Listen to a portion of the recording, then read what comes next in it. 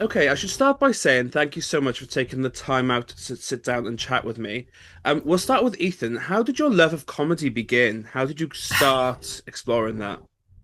I have a very kind of unique path into comedy in that I was taught it at school. Um, Right. so yeah, in year 9, uh, the school I went to offered it as a drama elective, and I was like, this will be a great little bludge. And so I took the class, and now here we are, basically. So, Sweeney, how did your love of the of comedy begin? It was being incredibly funny from a young age, and it was almost thrust upon me. I had no other choice. They tried to get me to do a real job, and I wouldn't have any of it. Yeah, I started at a similar age, and then did it a little bit at school and uni and stuff, and then after I finished uni, I was a journalist for a little bit, Hmm. which was good writing practice, but just yelling into a laptop isn't the most productive thing when you're trying to be a comedian. So Hmm. you could actually yell at people in real life too. So I decided to do that. Here we are. So how did your paths cross? How did you two end up working together? It was Hinge, wasn't it?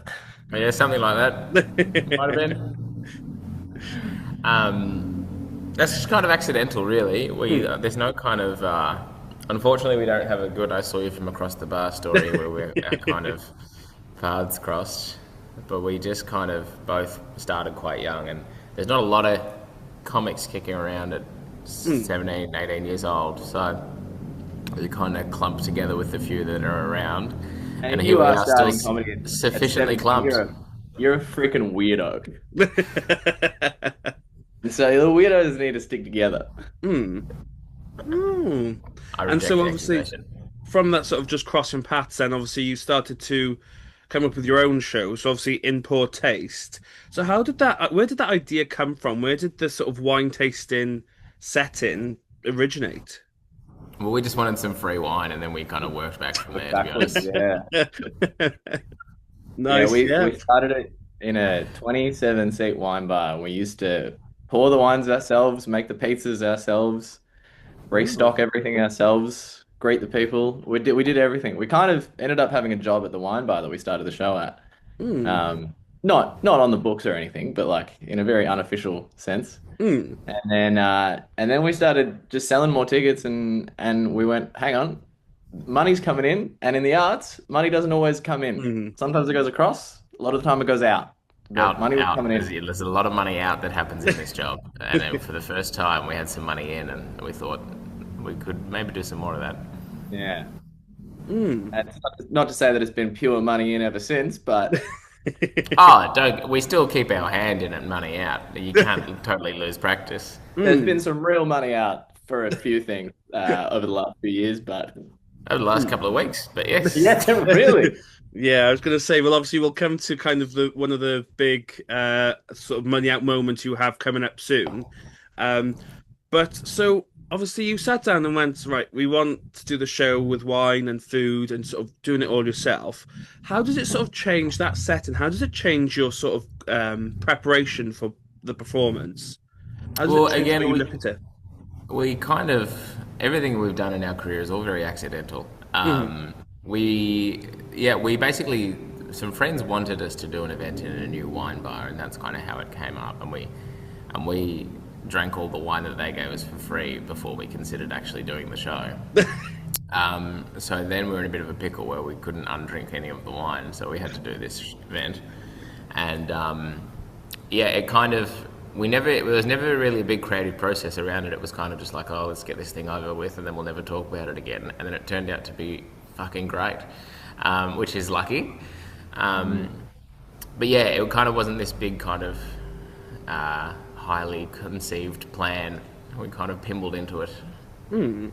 So, Serena, how do you, because obviously wine tasting is seen to be quite stereotypically like uppity and sort of upper classness of it. So, how do you go about inserting comedy and jokes into sort of that sort of setting? Yeah, well, I didn't even know what that first word was. So I think that's the point. Yeah, we don't really do any of the bougie stuff. Mm, We kind of just mess around, kind of just be ourselves, be clowns, mm, be silly, and we let a wine expert take the brunt of all our slander. It's great. mm, They're kind of the proverbial punching bag during the hour and a half that we do the show. mm. So that's a bit of fun. A bit of gentle bullying never hurt anyone. And I think, yeah, the show is sort of very cheeky. It's very entry level, but if Mm. you are a wine nerd, you will still get something out of it, namely 5 wines. But we like to kind of make it out for the average consumer because that's most people. Most Mhm, people don't know heaps about wine. Most people are really intimidated by wine. mhm, And I can see why, having hung around with a lot of wine people in the last Yeah. 3 years. mhm. There's a lot of They, pretending that happens. Totally. And obviously, from sort of that event where you went, oh, we actually got to put on a performance, obviously, this has gotten bigger and bigger, leading to your first experience at the Edinburgh Fringe. So, what was it like getting the first time you went? What was it like getting the announcement that you were heading there? It was hot and damp from memory, I believe. The venue we were in was quite unpleasant. Mm, It was we were at the Snug Bar. hmm I don't know if you've been in there, but it was like with the show had built up a little bit of credit and clout in Australia, and so we're kind of starting getting used to some slightly bigger rooms, and then yeah, we ended up in this sweaty little basement for the month. We had a great time in that sweaty little yeah, basement, but it was us and then a trivia show directly afterwards. So that gives you an idea of the level that we were playing at that first year. But obviously, you guys had worked hard to get that name around. So once you've got the sort of right, we're heading to the Edinburgh Fringe, was there a bit of panic that set in, considering you are also sort of getting into this world of wine that is, like you said, kind of quite scary to some people? I think the Australian system prepares you pretty well for the Edinburgh Fringe. Mm, Like, at the end of the day, it's just annoyingly expensive to get over there. hmm I think most Aussie acts that get over are pretty like the Australian system sorts them out, and then the good ones kind of go to Edinburgh mm, and continue on the journey. And yeah, it is like it's hectic to get over there. Obviously, we've got to fly 24 hours or something hmm and pay a boatload of cash to get there. But once they're there, it's like similar vibes. Scottish mm. people have a great sense of humor. I think Scottish people and Australian people get along like a house on fire because we're both so keen to yeah, hurl shit at each other. It's great. The most intense crowd work I've ever done and the most firing back I've ever received was definitely like Scottish grandmas. hmm Like if oh you yeah. try and roast them, they'll come 10 times harder at you. But also, I think it was almost. I think we built it up as this big thing. It's like kind of huge milestone, and it is. But it's like when we got there, it was almost quite demystifying hmm Mm. for me, at least, just to be like, oh, it is just like it's a big festival, but it is still just like a festival. Like we know what to do, we know how to like handle this. It wasn't like a whole other separate thing. Mm. There's just more of it. Yeah, It's, totally. it's more of it and the food's worse. I haven't been up to the Edinburgh Fringe yet. This year's going to be my first year. Obviously I've heard all sort of stories, so I have penciled in to see your show. So I'm very excited to book a Oh, ticket. hell yeah. My Lovely. advice, my advice, do some serious meal prepping. Okay. Yeah, not for 30 our show, days. for being in Edinburgh. I thought that's what you meant then. I was like, prep for your show. Although you should probably carb load a little bit. Yeah, yeah. Take some vegetables. So obviously, as we said, the show got bigger and bigger and bigger, and obviously you are taking it again to the Edinburgh Fringe this year. So how do you sort of prepare for the show? Is it mostly scripted or sort of improvised with how is presented on stage? There is a framework, Okay. and Very loose framework. Mm. sometimes there's no framework. That's all part of the framework. Mm. There's less and less frame in this work. But We obviously, had a very rigid script at the start, mhm. and then over the years, we've just slowly chiseled away at that script, and now it's more of a vibe thing. Totally. Yeah, well, occasionally we'll have to cut giant chunks out of the show because we spend too much time talking to someone's mum, and that's just off the stage. But yeah, the audience is a great source of entertainment for us, and if we're having a good time, then the audience is usually having a good time. So we kind of measure it that way. Like if you do a show that's the same, we've done it, God, 250 something times now, Wow. north of that. More than Uh, that. if you do the show that many times, the same, the exact same, you're gonna go insane. I Mhm. feel sorry for Shakespearean actors who have to, do Mhm. Hamlet 100 times. I'm like, that's not for me. I need some crowd work. That's lucky because they certainly couldn't do what you do.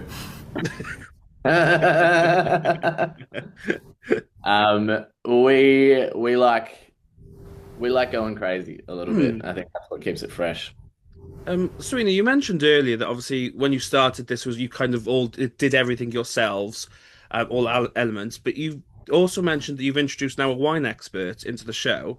So what made you want to introduce someone who is very knowledgeable about wine, and sort of be a part of the show with you? We've got a lot of negative energy that we need to expend on someone. And, we know each other's insults at this point, Ethan and I. So, we need someone new in the four. So it made sense to bring in an absolute nerd, a rotating nerd every show, so we could get a little bit of that energy out of our system. Mm. And they know stuff about wine. That kind of helps. That does help. They are kind of the experts. They give the sort of the actual wine It's really tasting the only difference between terminology. a wine tasting and a wine drinking is the presence of the expert. Mm. Mm, Mm. yeah. Yeah, I could see how you'd get confused though. So how does having sort of a guest on the stage with you change how you guys interact or prepare or sort of perform, apart from the Can be a insults bit hurled at them? exciting. Sometimes we get all sorts now because we've done Mm. the show all over the country and we've got a really good roster of some incredible people. And there's some other people as well who've done the show, and those people have been have been a fun challenge for us to kind of coax them out of their shell or get them to do kind of show business Mhm. for the first time when they're used to normally just like being tableside and talking about Burgundy or whatever. Um, Mm. shows how much I listen. Burgundy or whatever. So it's a different skill set for them, but it's like we've had to kind of really nail how we coax them out of their shell and put them at ease. And we give them a couple of jokes to do early on just to kind Mm. of, get the audience on side. And then sometimes we have the other problem where they've got too much personality and we need to remind them that they are Mm. not there to do a comedy. That's worse. That's so much worse Mm. So because much worse. it's so much easier to build someone up than it is to tell them they're doing too much. To knock them down. Well, yeah, Yeah. yeah, kind Yeah. of. Yeah, and we make it very clear to these people, in the information packs that we send them before the show, that you are here to assist the broader mission. And Hmm. some people really do take it on as I'm the star of the show now, which makes it tricky because then you kind of have to babysit and do comedy at the same time. But for the most part, 98.9% of people are phenomenal. Hmm. But it's also tricky as well because wine is alcohol. I don't know if you know that, but What? alcohol can sometimes make Taken people us go a couple of years to figure that bit out. a little bit silly. So if they're not as good at handling their alcohol, Mm. if they didn't grow up in, a country like Australia where you needed to do that to survive, then it can get a little bit cheeky sometimes, Mm. which we approve of in small doses, but if it gets out of hand, then that's bad. Yeah, totally. Especially because kind of your names are on the flyer of the event and is your show.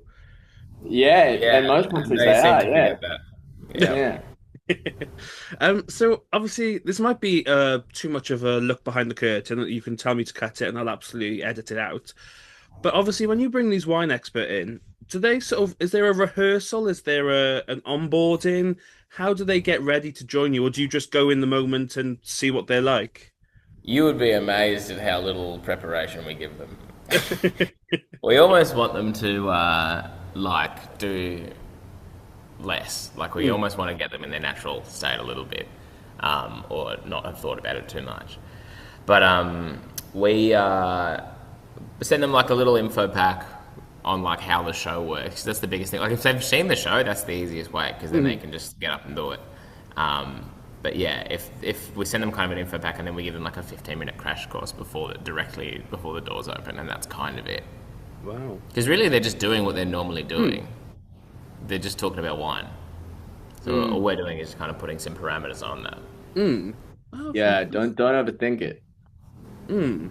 And obviously, having different people at sort of every show must change the sort of the feel of the show every time you do it. I know you said you've done it upwards of what 250 times, but every time must be slightly different because you have a different guest or different audience or different array of wines. So what's Different that like? level of sobriety. Yeah, yeah.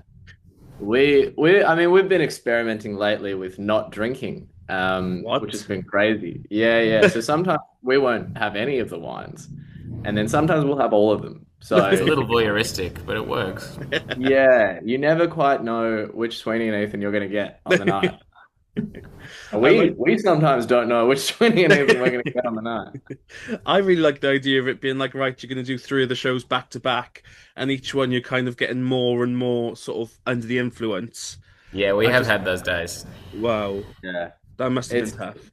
it's tricky though because in the Edinburgh Fringe, like, what is our show time? 6 p.m. or something. Hmm. Like, if you have 5 wines and then you proceed to do another 5 hours of shows and seeing Mm. stuff, and you try to back that up a second or third day, you're in You trouble. are an absolute legend. You get a badge that says legend with three E's. To be fair, I hadn't But even thought about that because I'm penciled in for I think it's the first day there, the Tuesday or the Monday. I hadn't yeah, thought about the fact that I've got to get through the rest of the shows in the evening Yeah, after good luck, having five motherfucker. more. yeah, yeah. Sounds like not my fucking problem. So obviously we said about the first time you got the announcement that you are heading to the Fringe. Obviously, as we've hinted at throughout, you are returning this year. It's also So it's not really an announcement. There's a lot of forms you got to fill out. Yeah, it's not as if you got like you won the lottery or something. I mean, wow, Yeah, you you don't kind get of a did golden like, ticket and a chocky bar. You have to pay yeah, heaps of money. I yeah, know, and I've done this whole spiel before with other people about, oh, how did it feel like when you got the phone call? And they were like, phone call. And I was like, oh Yeah, yeah, it's not no. like X Factor or like you have to reach the yeah. judges' houses. It is just how you filled in these forms, now pay for everything. Um, Yes, it's the most boring reveal in the history of reveals. It's like you're going to Edinburgh is basically just like a negotiation of contracts. mm. Like negotiating is the worst way to announce special news. It's like, oh, I'm sick. Here's 7 more emails I have to write. Like, But obviously you are coming back. You are taking the show again this year. So mm. does it add pressure, obviously, having taken this before, previously to the Edinburgh Fringe, that the obviously the feedback you had before or the reception you had, does it add pressure this year?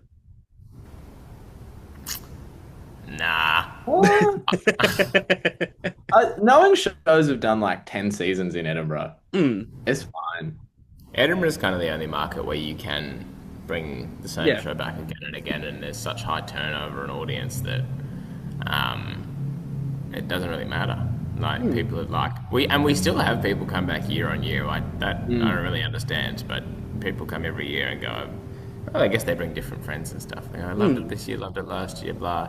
Which is kind of they do it to kick off one of their nights out of the Fringe, and it's like a fun activity. So Because and I what we suppose, forget in our old age and jadedness is that people only see the show once a year. mm, totally.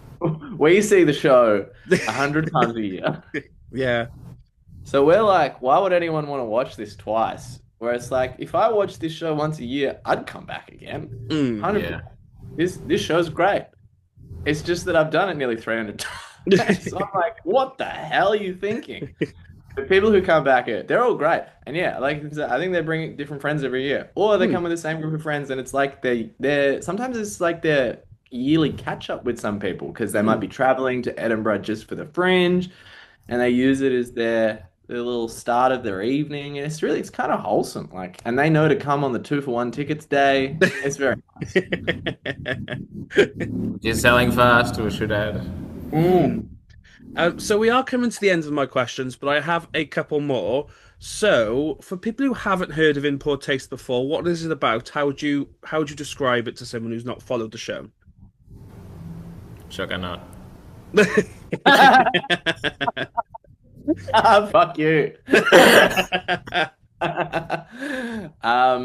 Import tastes.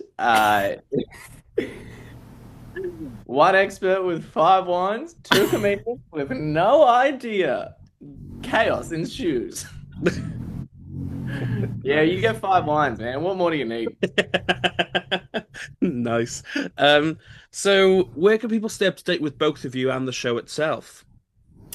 Tickets and tour all is at Mhm. importateshow.com. And we've got clips and content always coming out on the at importaste.show Instagram handle.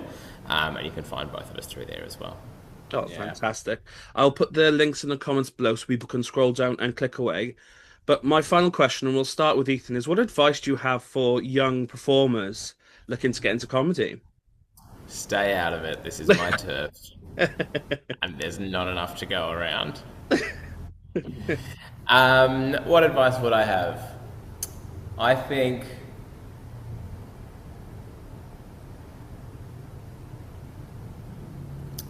I've never really thought about it. It's all I right. think you really just got to try, and I think the biggest thing we've probably learned from the way that we've done our career is that it's very possible to make your own work Mhm. in terms of like opportunities. So don't sit by the phone waiting for someone to come and do it for you. If you've got a good idea and you want to go and do it, you can easily make it happen. You just got to get off your bum and do it. Totally. And Sweeney, what advice do you have for young comedians? Yeah, similar lines. Follow your dreams, but make sure your dream is working part-time in hospitality, and then you'll achieve everything that you want to in this life. Yeah. Just Mm. yeah, no, have a good time with it. Mm. I think yeah, Edinburgh Fringe is fun. I think the best piece of Edinburgh advice specifically, but I guess this goes for everything, is like keep your circle small. You Mhm. know, you don't have to do everything. If you're catching up with a friend, seeing a show, and you enjoy their company, that's better than being at a party with 200 people you don't know. Mhm. So just keep it simple, stupid, and Sounds like have a somebody nice never gets time. invited to parties. And if and the moment that I did, I would ditch all my friends immediately. I would drop everything to go and lick the boots of the higher ups. I would absolutely do it. Unquestionably. Put me in the So Shakespeare, I'll do it. Yeah, just have fun and follow your dreams.